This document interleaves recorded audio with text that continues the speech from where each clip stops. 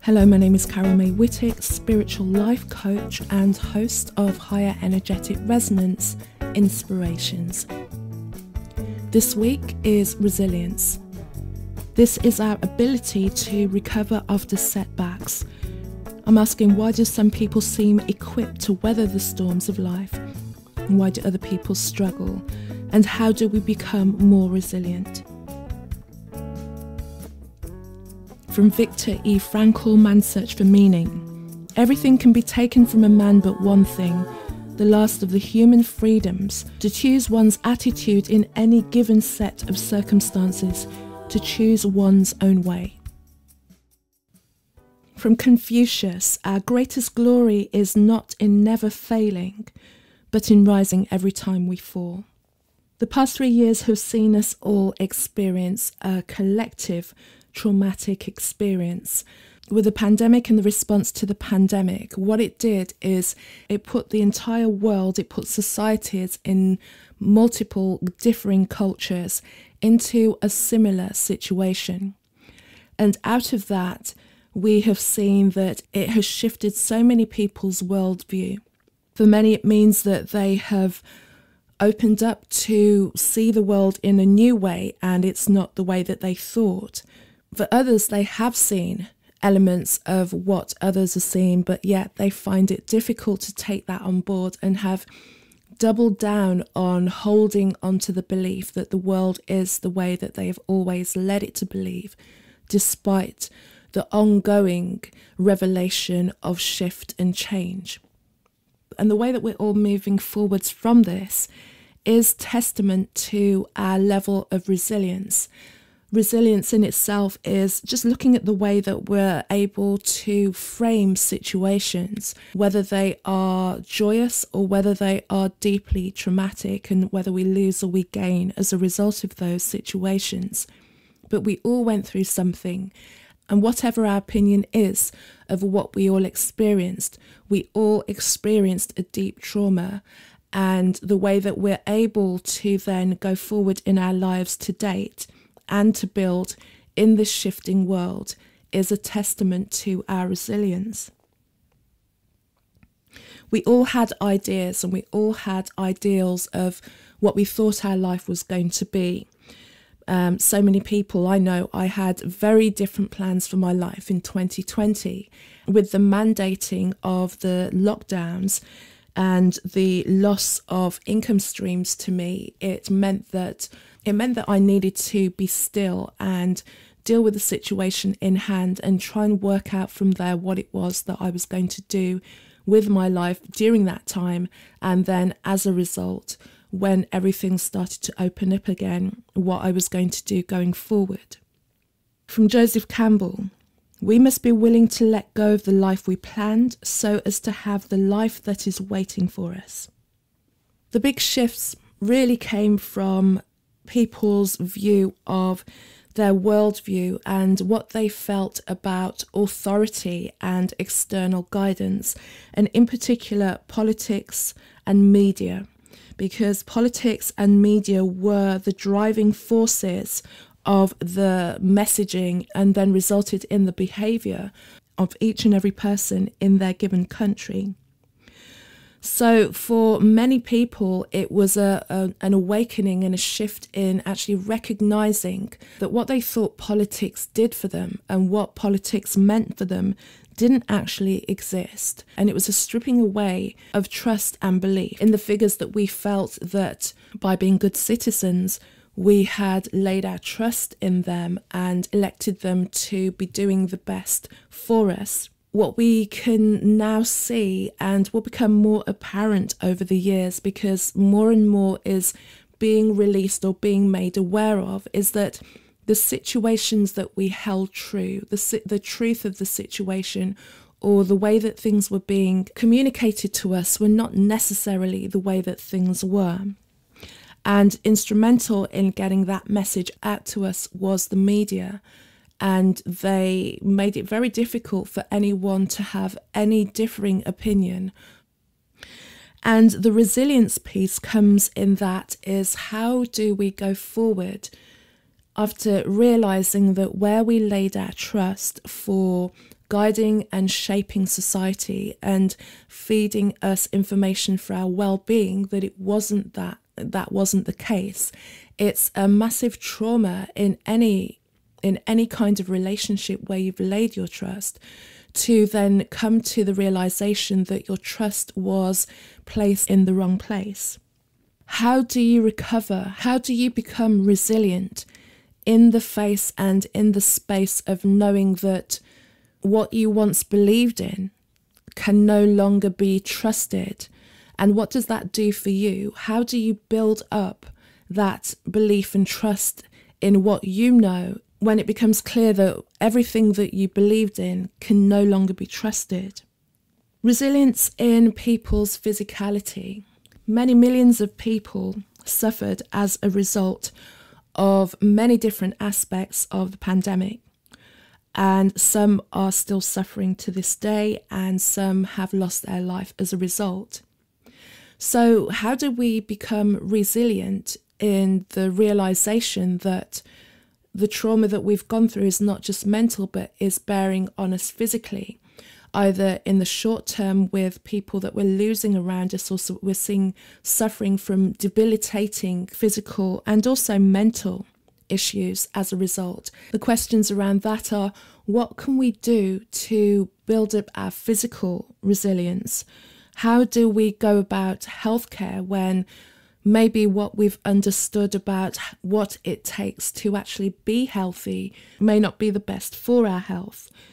How is it that we have got to the point where we have forgotten what nature provides to us, or have even become mistrustful of nature to the detriment of our own health and in the longer term, our own survival as a species? From Steve Maraboli, life doesn't get easier or more forgiving. We get stronger and more resilient.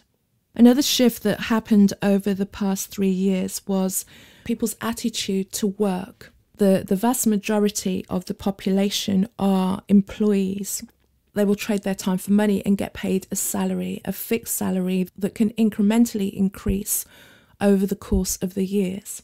But what happened for many people during the lockdowns is that they were unable to go to work, and it meant that some people were able to work from home. Many people had the opportunity to not go to a situation that, if the truth be told, they were not happy with. They were in a situation where they were doing the work solely to receive money in order to just maintain their lives.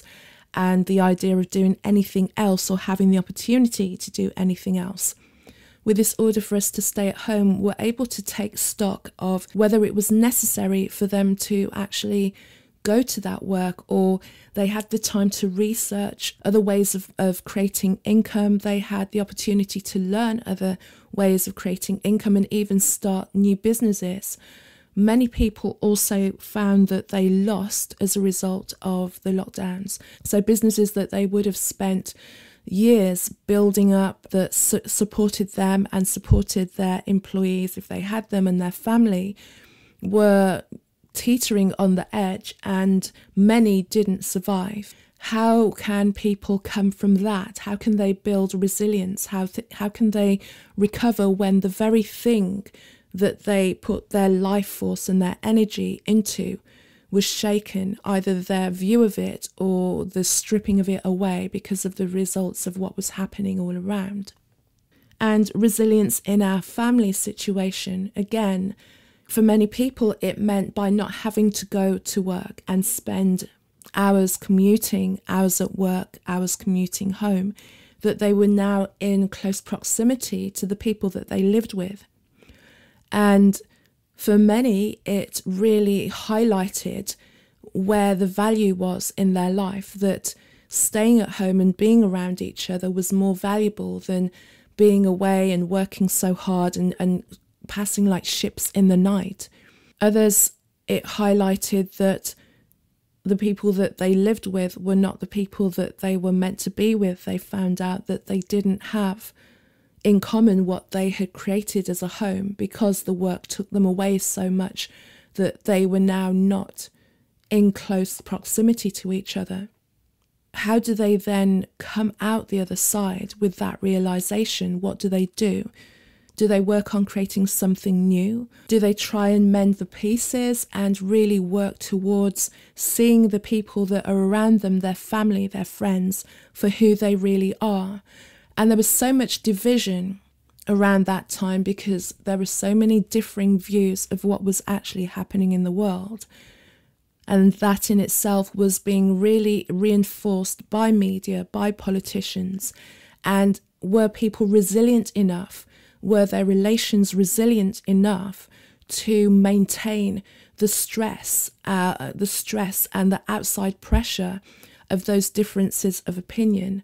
Were people resilient enough to sit down and have the difficult conversations? Were they resilient enough to be able to hold differing opinions and yet still have high regard for each other? And for the most part, what that highlighted was the answer to that was no. It was my way or the highway in so many different aspects.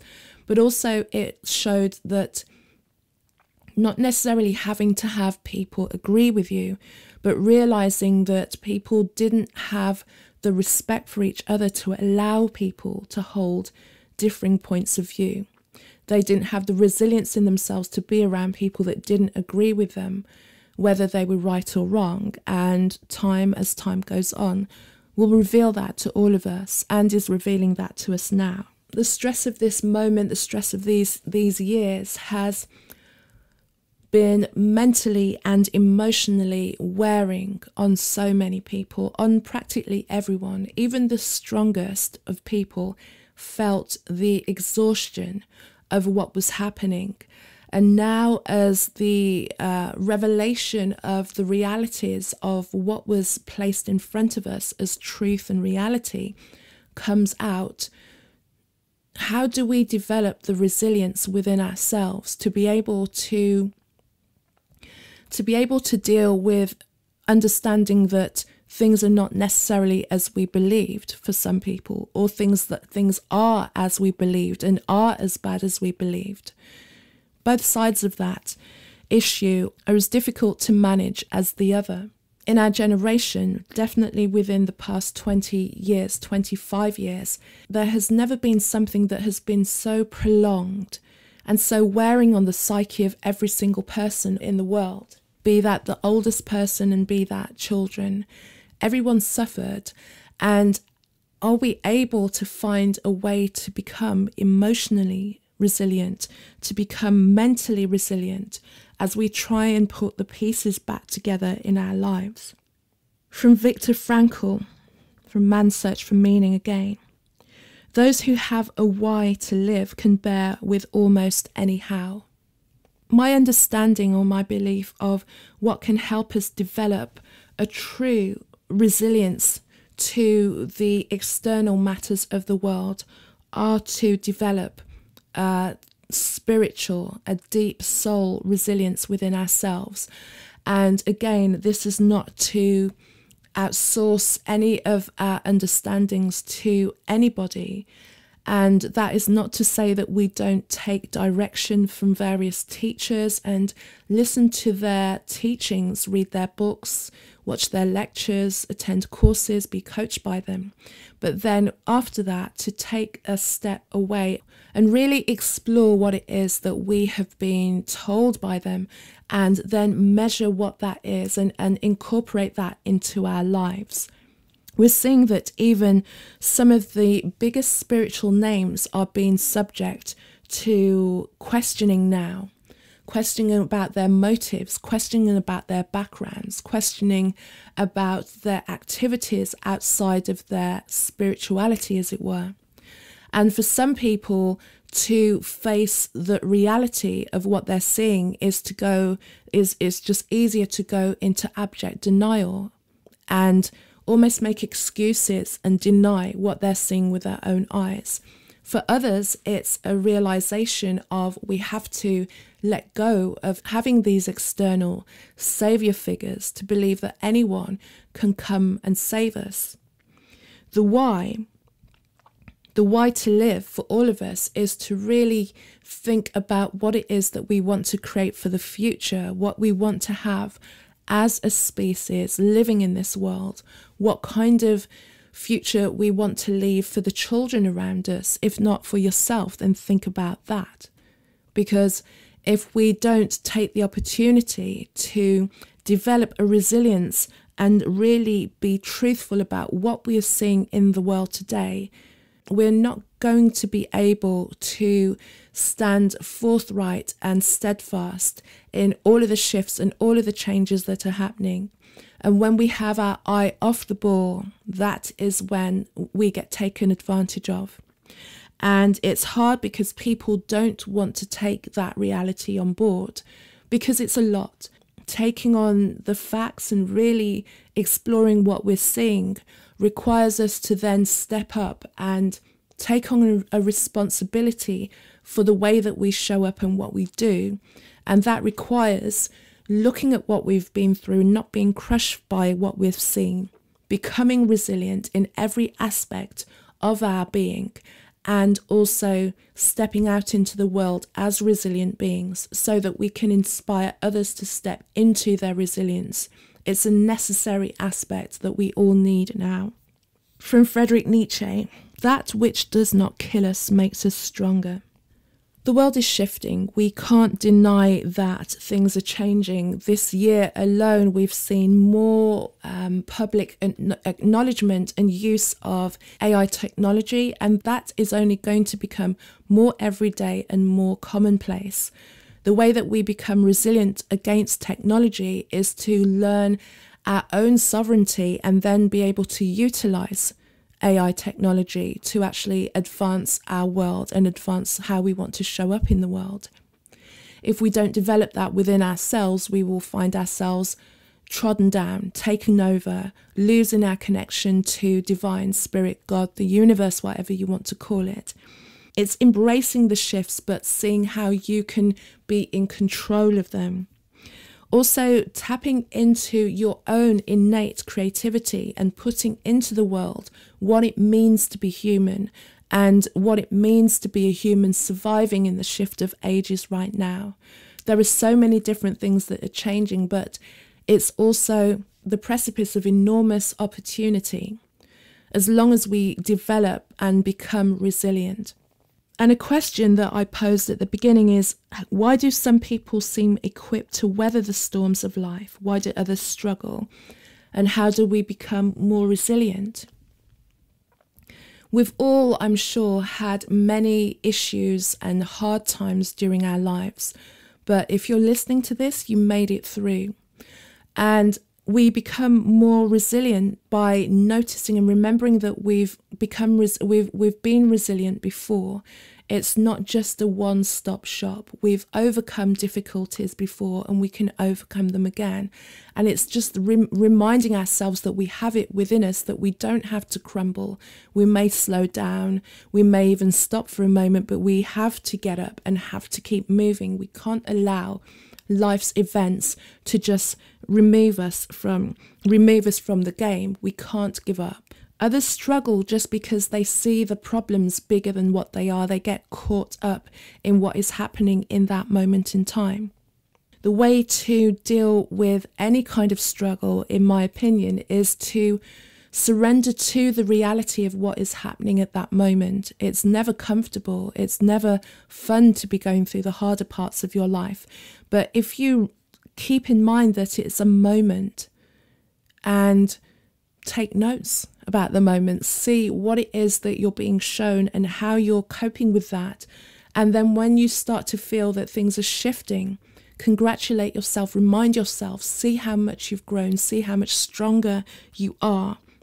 Becoming resilient is reminding yourself that you were made for this. The saying is, God doesn't give you any more that you can handle.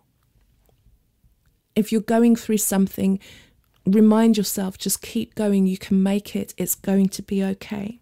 To become resilient is to be willing to evolve.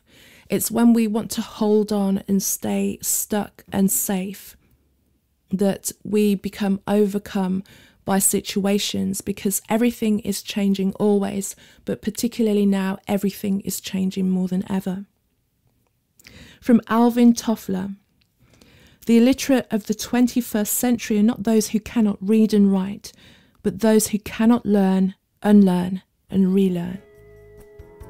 Thank you so much for listening to another episode of Higher Energetic Resonance Inspirations. Our resilience is such an important aspect of ourselves to master. We are going through massive shifts in humanity. We're experiencing unprecedented changes, unprecedented revelations, and it can be overwhelming for us. But if we find that core within ourselves that never shifts, that never changes, that witnesses what is happening, we can survive and thrive and create a new world on the other side of this. Just to remind you as well, if you have not yet, to sign up for my Embody Her, a journey 3 steps closer to becoming the woman of your dreams. There's a link in the show notes for you and more information about that. If you want to find out more about my spiritual life coaching and more about me, go to my website, carolmaywhittick.com, carolmaewhittick.com. Connect with me on Facebook, Carol May Whittick, or join our special Facebook group, Higher Energetic Resonance Visionary Women, where I go live every Wednesday evening, 8 p.m. UK time. I'm also on Instagram, Kazmic, Cazmick. So enjoy your week, enjoy this meditation, this dark to light meditation that I hope will just kind of help to galvanize you as we move through these times. It is a time of great shift, but it's a time of great excitement. You're here, and you're here for a reason. See you soon.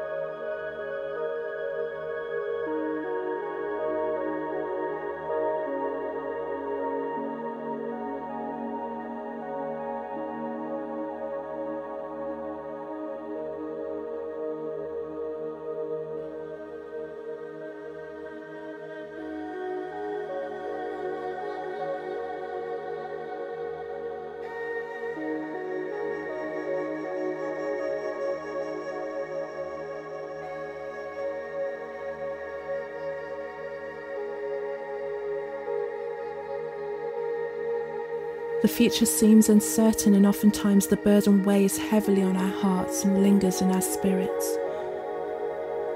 Yet we must remember that good things are still happening. New life is being created every day. Possibilities exist in every moment. This transformational breathing practice combines the solfeggio frequency, 417 Hz, the frequency of releasing negativity, renewal and rebirth, with deep belly breathing and visualization to release the darkness and amplify the light that is in you always. You may choose to be seated, cross-legged, on the ground, in a chair or lying down. Make your choice and come to stillness. Allow your breathing to fall into its natural pattern. As you inhale, feel the breath pass in through your nostrils.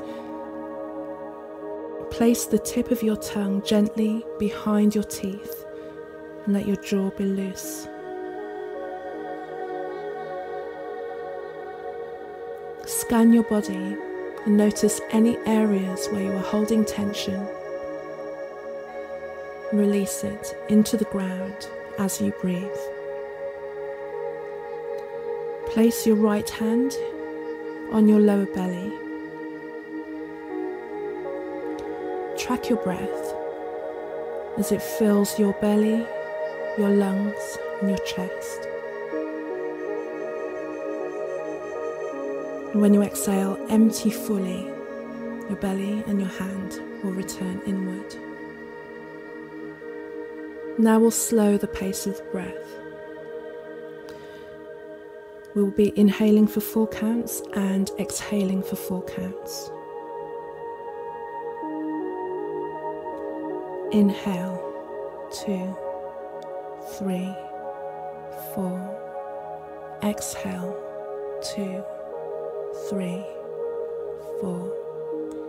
Inhale, 2, 3, 4. Exhale, 2, 3, 4. Inhale, 2, 3, 4. Exhale, 2, 3, 4. And continue to maintain this steady pattern with your breath.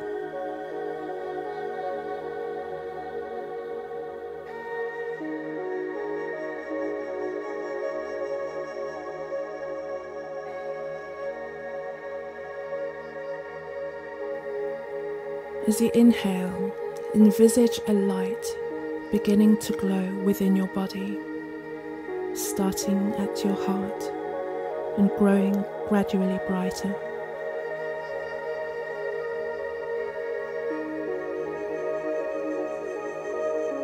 On your exhale, the light remains, and fear and tension and darkness is freed from your body.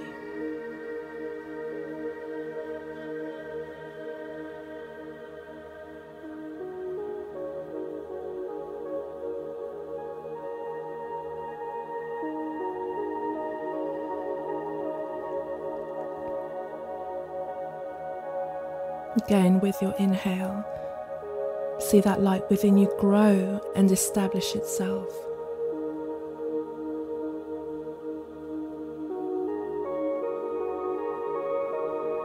And exhale, releasing the tensions, the fear, the worry.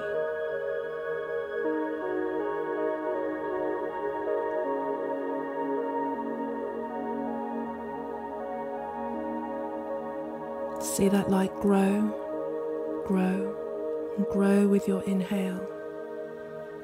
Exhale, and you can think in your mind or whisper, go, to any fear, worry, and tension.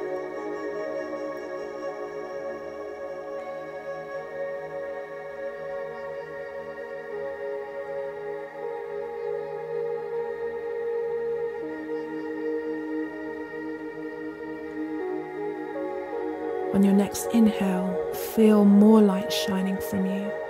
See it as golden white, sparkling, radiating from your heart throughout your entire body.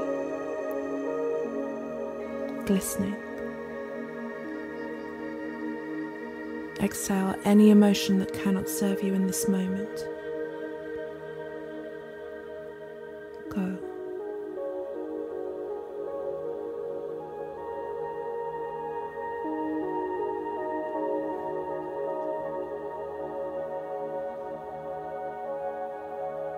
See your light glowing, banishing any shadows. See that you are luminous. See that you are brilliant, glowing, growing. Exhale fear, exhale worry. Go.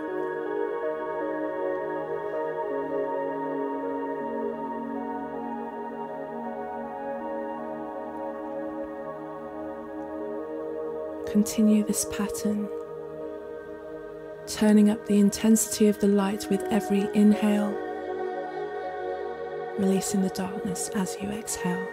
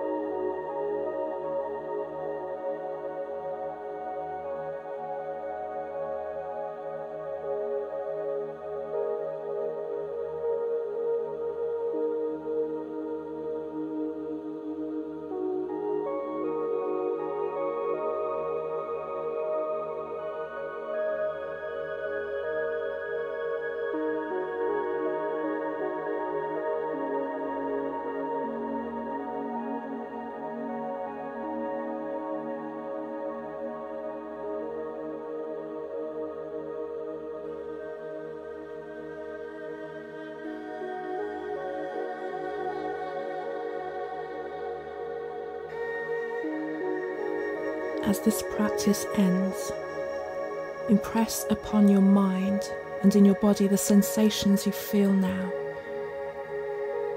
That new light, that radiance, the expansiveness, the brilliance, the love. They are with you always.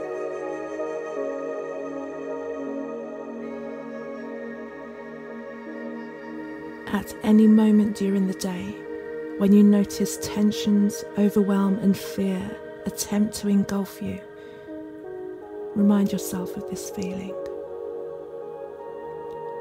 Know that with each deep, complete breath, you bring the light into your body and into your surroundings. Give light, and the darkness will disappear of itself. From Dutch philosopher Desiderius Erasmus.